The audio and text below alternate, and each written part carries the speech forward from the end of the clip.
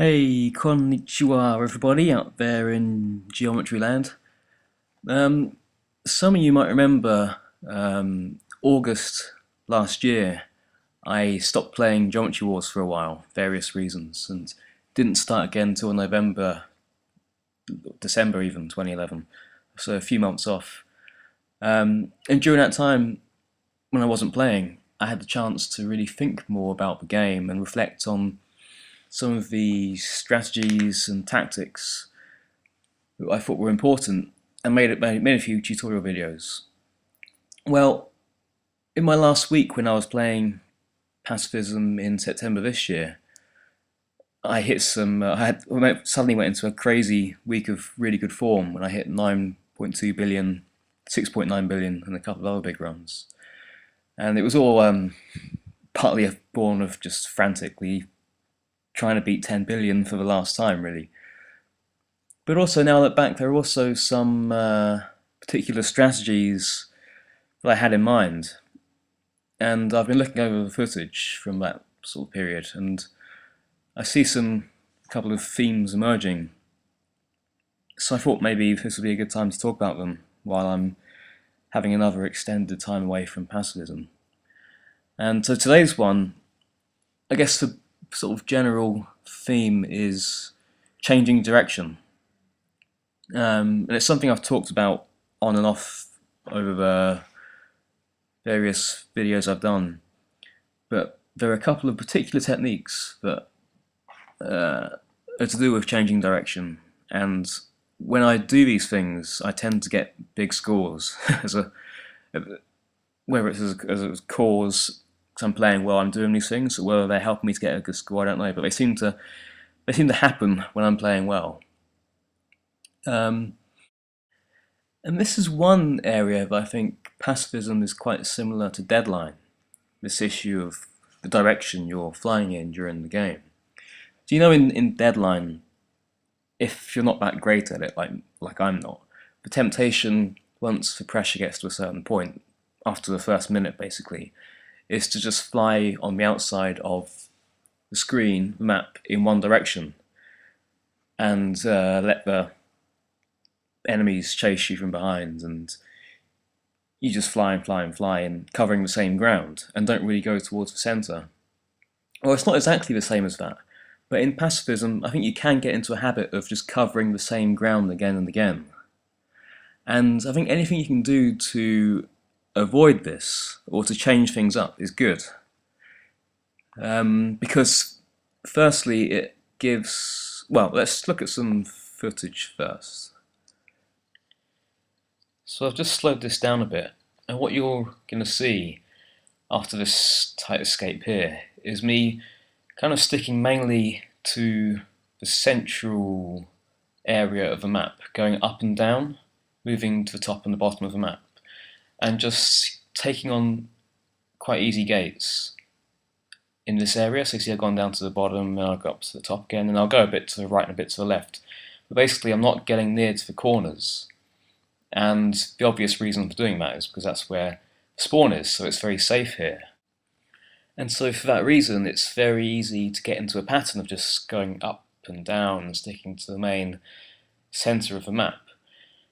But the problem is that when you do that, you end up clearing out all the gates, and pretty soon they'll accumulate where you haven't been going, and you'll be bereft of gates where you have been.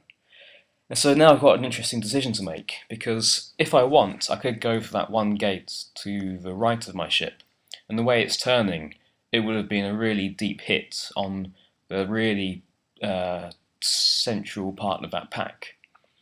But then I'm just going to end up going up again, and it's going to just become, eventually I'll be forced into going to one of the sides, or one of the corners, in a time not of my choosing, because I will have run out of gates. And so what I do instead, and this is the first thing I want to talk about, is that I decide to go to the left, into the left corner, and kind of go around the pack. And this affects, the reason I say go around it is because it affects the shape of the cluster that is chasing me. So here, the main pack is kind of elongated, because it's following my movements. vertical movements. The pack itself is taking on a shape of verticality, and that's not good because it's taking up too much of the screen. But instead, by altering this pattern I've been following and going in a circular movement around to the left corner and then up, taking on these gates for the building up, by going around it and going in a circular movement, you mould the pack into a circular shape. Now, whenever you do this, you're obviously taking a huge risk, because all it will take is one spawn in the left corner, and I'm screwed. And if any of those gates move in the wrong way, then I'm also screwed. But I think this is a real case of the reward was definitely worth the risk. I mean, at 800 million, it's not that big a deal if I die right now. But if this goes well, and it allows me to not only destroy this pack, but give the center of the map time to repopulate with gates. And also, it just wakes me up as a player. Now I'm doing something different. I'm not just mindlessly traversing the same territory, but I've done something new, and it'll help me to see other innovative options. So the reward here is really worth taking on the risk. If I die, then big deal. But if I succeed, I'll probably end up destroying this entire pack, or most of it.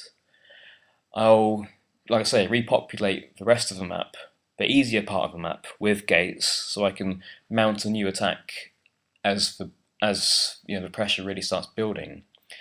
And it'll just sometimes you just need a spark in a game to really wake yourself up and look for difficult but rewarding options. And I always find, when I do this and it works, I feel very satisfied. And now I really feel like, okay, it's game time. So let's see how this one panned out. So thankfully nothing spawned there. I could have hit those gates a bit deeper probably, but now I get a whole ton of geom, and the centre of the map has got gates in it again.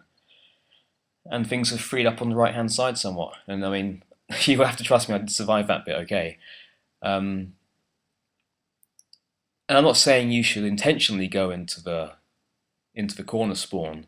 It's only certain situations that require it, but sometimes it's the best thing you can do, even if you don't have to. Sometimes it's the right option strategically for reshaping the way a run is turning out. Okay, so that's one thing. Going around the pack and taking yourself into the corner. The other directional tactic I want to talk about is basically the opposite. Instead of going around in a circle, you bisect the pack and go in a straight line right through it. So I'll show you an example of that first. So here I'm being a bit more expansive, but basically I'm sticking to the left, well apart from here, in a second I'm sticking to the left of the screen, and mainly the top left. And I'm doing okay, these hits are reasonable, but in a moment I get into a spot of trouble. So here, I've been so preoccupied with staying in the left of the screen and doing the Kanatis method of spinning in circles that I've let the right hand side build up, and now the spawn has come from the bottom right, and it's created a line that's threatening me to trap me in the left of the screen.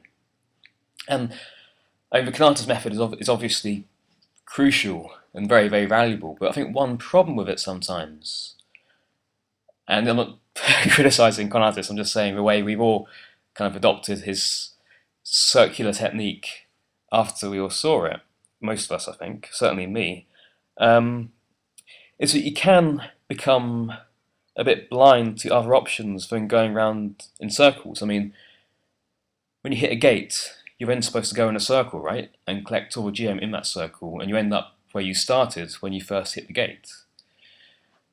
Or at least that's the tendency that I find in myself. Sometimes I forget that you can just go in a straight line. And that's what I do here. Because the temptation would be, right, hit this gate I'm about to hit, spin in a little circle, then go back to the bottom back towards the left and try and go upwards and go around the whole stream of blues, right? That might work, but you spend so long just flying without detonating anything to get around it that then things are just building up, and the blues are building pressure. You're not hitting gates. God knows what's going on the right-hand side of the map here. Anything could be happening. So instead, it was kind of obvious because of the way the gate was moving here. I decided to just go straight through it instead in a straight line. So let's see that. And in one moment, suddenly everything changes. There's no way I'm trapped anywhere. There's all kinds of gates available. It's amazing how effective that can be. And I like the idea of using one gate to go through an entire, often quite thick pack, for a few reasons. Firstly, it can be a super effective way of escaping from a tight corner. If you can get so used to trying to get around the pack, but sometimes you forget you can go through them. And so if you find yourself get penned in and there's no lateral opportunity for escape, there are no lateral movements available, if you just wait and wait and wait to hit the gate as late as possible, sometimes you can go right through it. And I think there are quite a few examples of that I'm too lazy to find in my previous runs, but they certainly exist. 2, it forces you to hit the gate like it's in the really late stage. And what I mean by that is it's amazing how much deeper you hit gates in the 4, 5, 6 billion stage compared to earlier in the run. I mean, I try to be very conscious about hitting gates deep all the time to inflict maximum damage. But I'm sure most of the time I could be hitting gates deeper. And it's not until I really have to, late in the run, that I start really hitting them deep. But when you know that you're using one gate to try and get all the way through a thick cloud of blues, then you know you've got to hit it really late. And so that's just a very effective way of using gates and of reminding yourself to hit them deep. And also, again, it's just when it happens, you wake up. You play much more mindfully.